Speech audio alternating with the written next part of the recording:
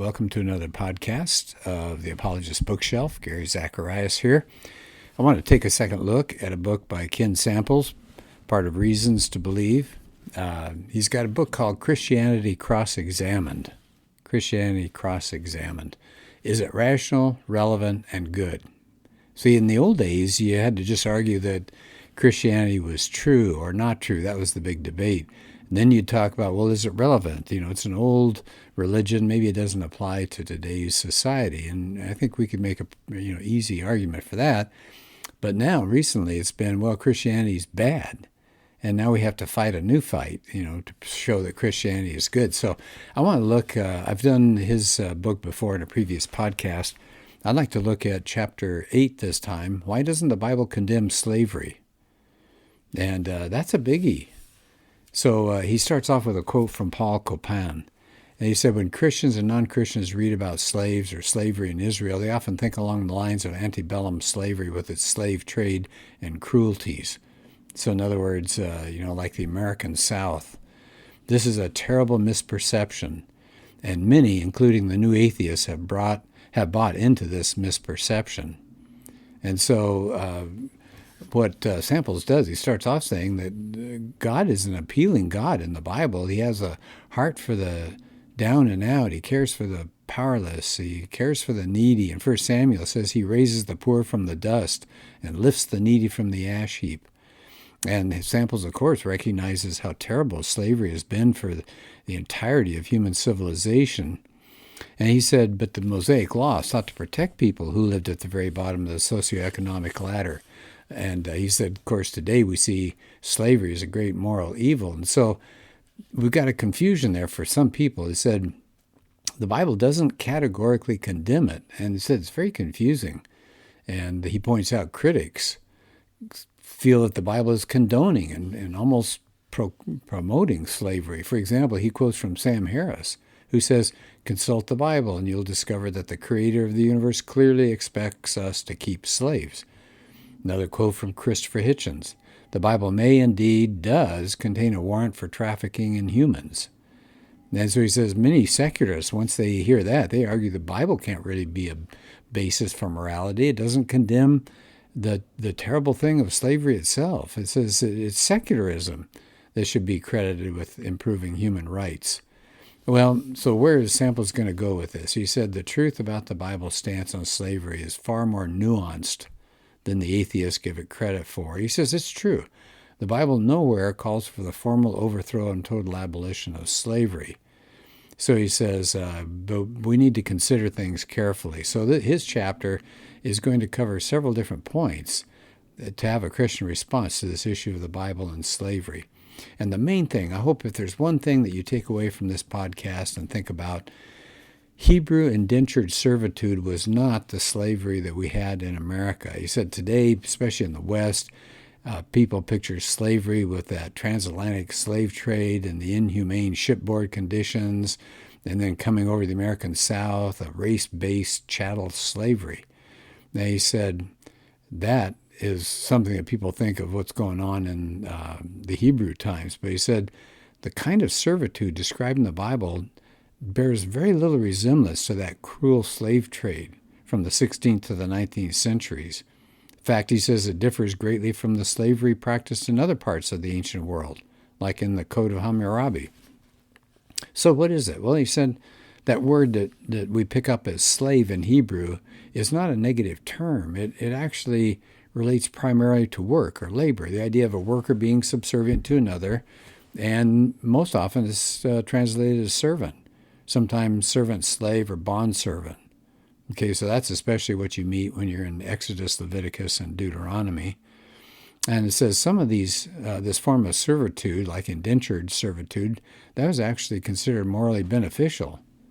Why? Well, you would become indentured to somebody else. That would help you to earn a living, maybe learn a trade, maybe pay off a debt. Maybe it was a criminal, and that criminal was rendering restitution. So it says in none of these cases would that servant slave be seen as just property without human rights. And it was not a life term of bondage. So it says Hebrew slaves were required under the Mosaic Law to be set free after 6 years. They couldn't be forced to serve their whole lives unless they willingly chose to do that out of love for their masters. And you know what I think is interesting? I'm just throwing in another comment here. Paul calls himself a bondservant of Jesus Christ. So in a sense, he's saying, you bet I'm a slave of Jesus. This is the best place I could possibly be, not out in the world by myself. So his point, back to Ken Samples, his point is that there was a big difference between the indentured servitude that Israel had and that chattel slavery that we think of in the rest of the ancient world. So it was more like an economic agreement for the Israelites, probably because of poverty, most likely. And that servant or slave would be a live-in employee and would be part of the household. And in turn, the person would get food and shelter and clothing. It was a voluntary contractual agreement just to work for a set period of time, and then guaranteed eventual release from that. And it said after a 6-year agreement, many of them chose to stay there because they got such good financial security and they liked the person. It says it's kind of hard for us to think about that today. But in those conditions, tough, land farming on the land and small landowners, there's a tough existence there. Bad harvest, maybe you got hurt or unexpected debt, and all of a sudden you're in, unexpected death, and you'd be thrown into debt and poverty. So debt servitude was a way out from a financial burden. So it's voluntary servitude in bad circumstances when you had bad economic times. It was a safety net. It was actually a protection, not oppression. Isn't that interesting? These laws were safety nets. So they also had anti-harm laws within Israel's system to keep those people safe that were servants or slaves. For example, if a servant got injured while they were working, they had to be released. They were released. There were anti-kidnapping laws. You couldn't go out and grab other people and bring them back and sell them as slaves. That was punishable by death if you tried to kidnap people.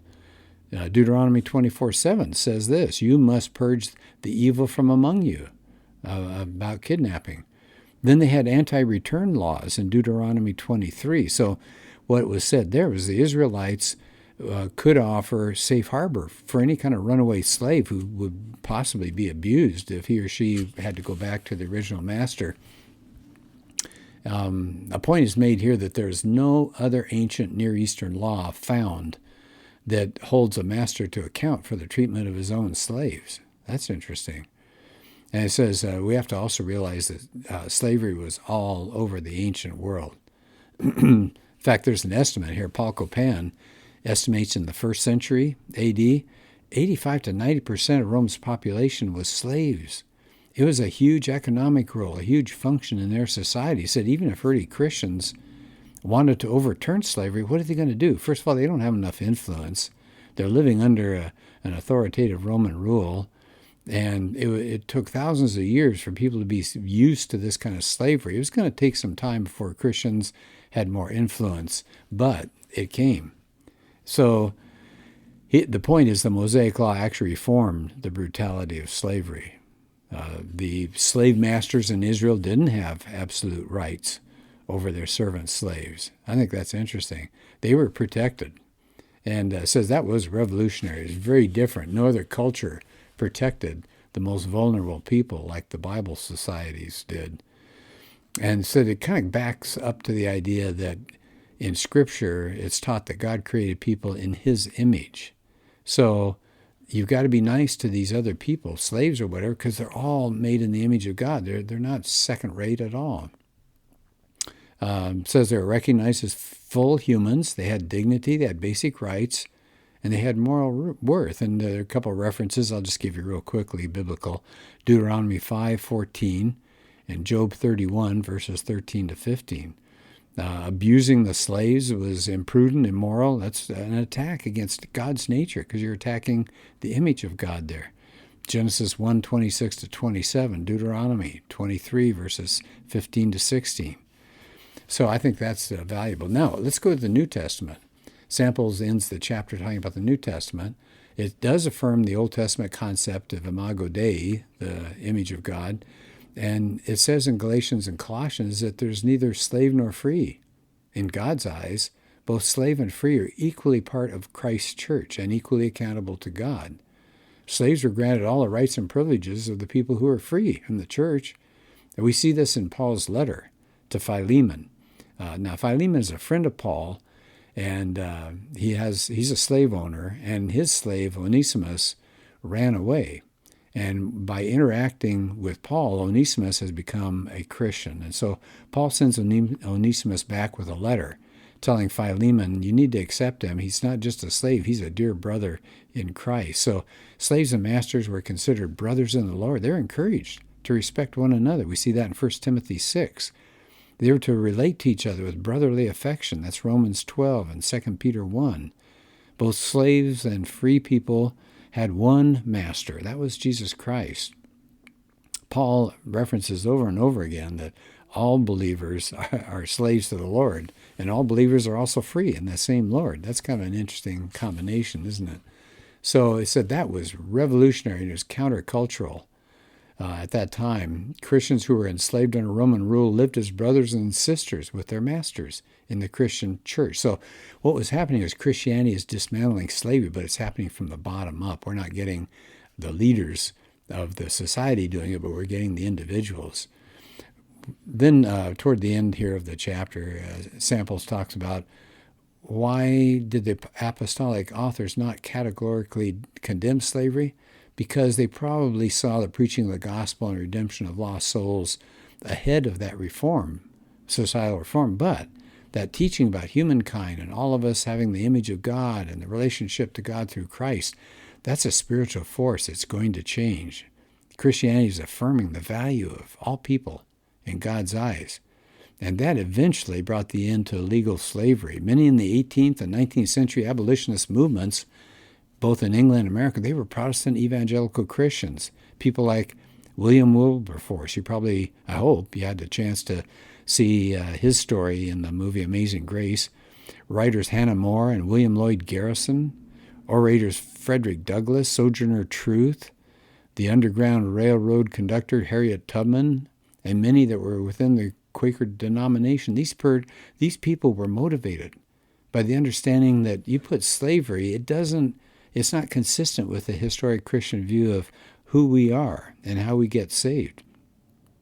Even in the ancient world, the apostles encouraged Christians who were enslaved to seek their freedom. That's 1 Corinthians 7. And there are two passages where Paul and John condemn slave trading, 1 Timothy 1:10, Revelation 18:13. And so I think that's interesting. He said, had the apostles called for an overthrow of slavery, there could have been huge problems. They could have seen the early Christian movement as against good order, because a slave revolt would have been crushed by the Romans, and then tremendous loss of life and a huge setback for the early Christian church. So he says the Bible endorses slavery. That's not a good argument. That's faulty logic. And it says the Bible doesn't formally condemn it, but it doesn't ignore it. It doesn't condone slavery. It's the unique ethical message in the Bible that talks about human dignity and redemption. There's the spiritual and moral force that's going to eventually come and wipe out slavery. So he quotes at the end of the chapter here from Rodney Stark, a historian. By the way, I love just about everything Rodney Stark has put out. Take a look at his work sometime. Stark, Rodney Stark. Here's what he says about slavery.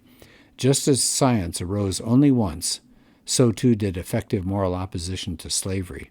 Christian theology was essential to both. It is to recognize that of all the world's religions, including the three great monotheisms, only in Christianity did the idea develop that slavery was sinful and must be abolished. Finally, the abolition of New World slavery was initiated and achieved by, are you ready for this, Christian activists. So that's what Rodney Stark has to say.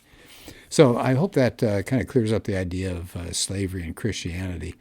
Again, the book is Christianity Cross-Examined. Excellent book. If you have a chance, take a look at it. And thanks for listening.